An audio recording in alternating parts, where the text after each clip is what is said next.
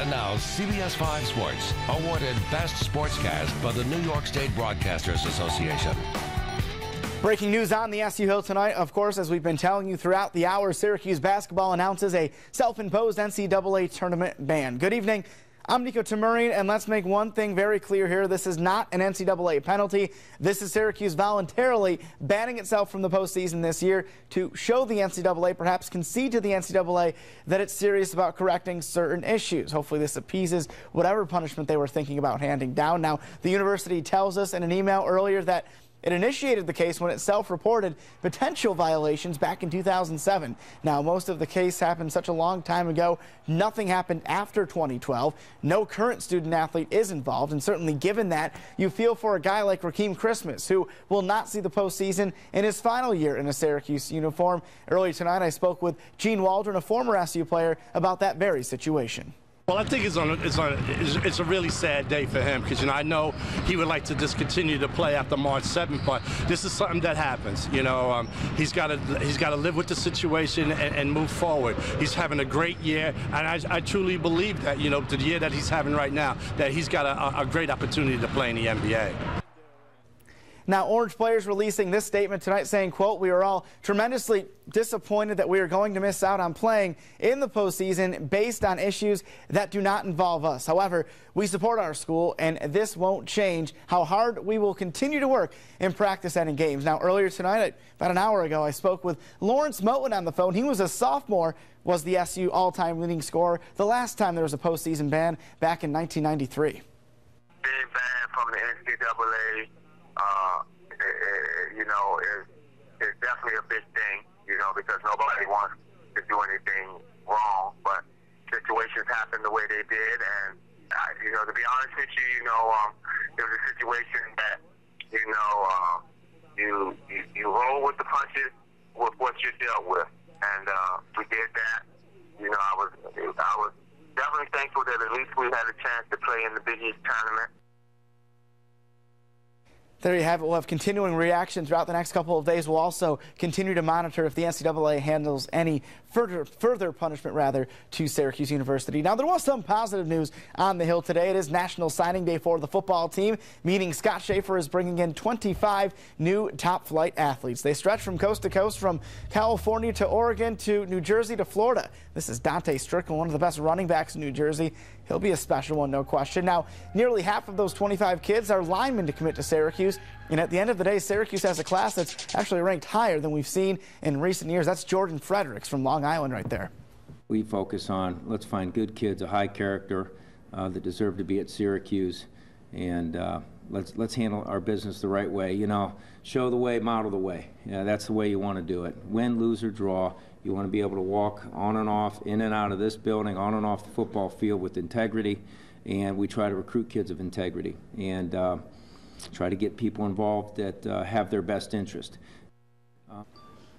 There was other signings throughout the day. This is Cameron Skipworth from Baldwinsville, one of the best running backs in the area. He signs the dotted line to play Division I at the University of Buffalo. I'm feeling happy, super excited to get a chance to go play Division I ball. And I've been waiting for this day for a long time, and now that's finally here. It's like a dream come true. A lot of people dream of this, and ever since I was in high school, I've always wanted to be able to compete with the best, and that's what I'm doing today. The one tough part in this door is that it was such a special day for so many 18-year-old high school athletes that signed the dotted line, whether they're from out of state coming to Syracuse or guys like Cameron Skipworth. But it's all overshadowed, of course, with the postseason ban from SU Hoops. Completely overshadowed. I think even at their homes, it's probably what they're even talking about. Anyone who grew up in the central New York area is talking about this self-imposed ban tonight. No question. Something that we knew was possible with this NCAA investigation, but not many people were talking about a self-imposed ban like we saw tonight from SU. And now, NBC3 Sports, awarded Best Sportscast by the New York State Broadcasters Association. The day has finally come. Syracuse University basketball fans finally know when the Jim Boeheim era will end. Here at SU, good evening. I'm Niko Tamurian reporting live at the Carmelo Anthony Basketball Center. And speaking of the Metal Center, it's almost surreal to think about buildings like this and other places on campus that might not exist if not for Jim Boeheim's tenure, what will end up being 40-plus years here on the SU Hill. But it's official today. his reign will end 3 years from now, according to Kent Siveru, the chancellor at SU, making an announcement today as part of the university trying to move forward. In addition to Boeheim's retirement after 3 more seasons, Chancellor Siveru also announces SU will appeal certain aspects of the NCAA sanctions and that Daryl Gross has agreed to step down as athletic director. But getting back to Boeheim, it means his reign on campus will stretch from 1976 through 2018, one of the longest stretches in the history of college basketball. And let's look at some of Boeheim's accomplishments now. Over that time, the 2003 national championship to his credit. 4 Final Fours, including the most recent in 2013. At the moment, he has 966 wins, but a reported 108 of them is in jeopardy of being taken away by the NCAA. But that is one element of the NCAA report that SU is appealing. Of course, Boeheim is in the Basketball Hall of Fame, no disputing that. And tomorrow, 10 a.m., we finally hear from the Hall of Fame coach, a press conference at the Carrier Dome. But until then, I spoke with one of Boeheim's former players, Gene Waldron. When you look at what he's done over the years at being at one school, you give me one coach who's done what he's done at one school. You can't dispute that. There's no way you can dispute that. And I think there are going to be some people who are going to say, well, this, that, and the third. But, you know, I know at me and all his players now and who has passed is going to look at what he's done and go, there's nobody on the face of the earth that's done what he's done at one school. No one. And you got to love him for that. And now another aspect of all this, what about the future recruits that want to play for Jim Boeheim? Earlier this morning, I spoke with the father of top recruiting target for the class of 2016, Tyus Battle. His dad, Gary, tells me that Jim actually called him 15 minutes before the announcement from Chancellor Siveru was released, a gesture that in the recruiting cycle goes a long way. Syracuse is obviously a great university.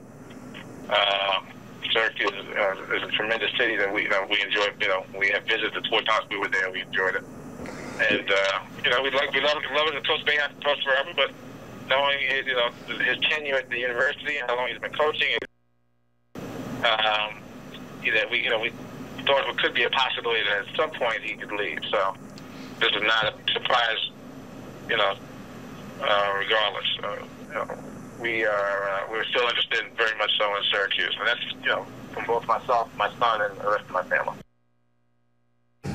So there you have it. Tyus Jones still may commit to Syracuse in the future, but the current Orange commit, the one guy who has pledged his services for the class of 2016, Matthew Moyer, says he wants to help Jim Boeheim go out with a national title. And quickly we'll go with the most immediate impact of all of this. Daryl Gross, no longer the athletic director of Syracuse University. He has been reassigned. In his place is Pete Sala. He is the interim athletic director. He's managed the Carrier Dome the past 5+ years, responsible for bringing such events like this Saturday's Billy Joel concert to the Carrier Dome. So he has expertise in scheduling, and he's on the committee to bring in a new athletic director. But for now, reporting live at the Mello Center, I'm Niko Tamurian. Right, Niko, thank you, Matt, all of our colleagues there tonight. We will have much more on this big bombshell for you coming up tonight on NBC3 News at 11. Good night, everybody. Sports, awarded Best Sportscast by the New York State Broadcasters Association. For the SU men's basketball team, it is time to move forward. Good evening, I'm Niko Tamurian, and I'm sure it stings seeing 4 teams, including 2 ACC rivals, calling their gym home for the next few days, all part of the NCAA tournament being played here. But for the Orange, a special visit today lifted spirits and provided an opportunity to take a step back. In many ways, it was a year to forget for the SU men's basketball team on the floor. Insurmountable injuries and, of course, the postseason ban and subsequent NCAA punishment. Oh, and then we got your toe. But today, everything was put in perspective. The Orange toured the Golisano Children's Hospital at Upstate.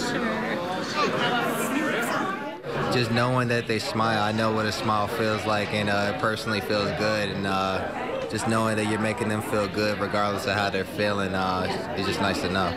To be able to come in and touch somebody's lives, I think that's what's most important. I know Coach stresses, making a difference. And so when you get a chance to put a smile on a kid's face that might be struggling and to sign an autograph or to take a picture or just to talk, Trevor Cooney was looking at one of the kids had the same shoe, and they were, matching shoes, and just, interacting. And then they'll see him on TV, and that's my buddy, that's my guy, and vomit back there.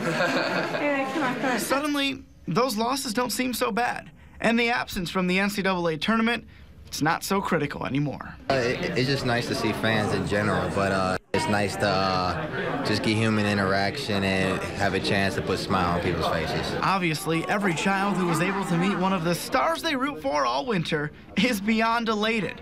But it's the team coming away with an impression made on them, and perhaps even a friendship for life. Now there's two people that went through and survived, and we're, with social media, we still stay in contact. So, it's really, really rewarding and a great interaction for the kids. Anytime that you can make a difference in somebody's lives and put a smile on somebody that's been going through a lot, I think is a great thing. One day spent with those who may count how many they have left to show all of us life is precious. Great to see the team doing that. Of course, the NCAA tournament in town here for the Sweet 16 and Elite Eight. As we told you earlier, that is the Michigan State Spartans arriving at the Crowne Plaza Hotel just a couple hours ago.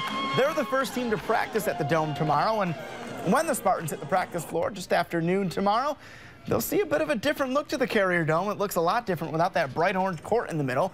Louisville, NC State, Michigan State, as I mentioned, and Oklahoma begin practice tomorrow. Fans, this is great. Can watch it for free all day tomorrow. That's pretty cool. Even if the facility is typically used for basketball, there are still some changes fans will notice. Well, there's some new things. The NCAA's made some huge changes. There's courtside seating now, a little farther away than what we do here at Syracuse, but they've reduced the media seating around the floor by over 100 people. Wow. So the challenge is, okay, where do you put those 100 people? Yeah. So Sue Edson's crew's done a great job of working with the NCAA. They're going to utilize their football press box. We build a walkway so that the fans don't intermingle with the media, so the media has free flow to their work area. The other thing is the backcourt's not open to the public. It's just a huge media workroom. Finally, lacrosse now. Maggie Monette from Baldwinsville. She's got the ball right there. Well, she ties a Lemoyne College record with 7 assists in today's game. One of them sets up the West Genesee grad Erica Jeremiah right there. Dolphins now 6-2 in the season, 19-5 winners over Southern Connecticut State. So great to see the Beeville Bee tying the record today, despite all the elements that Wayne told us about tonight. Yeah, had to work through a lot of stuff there. No question. Thanks, Nico. We'll be right there. No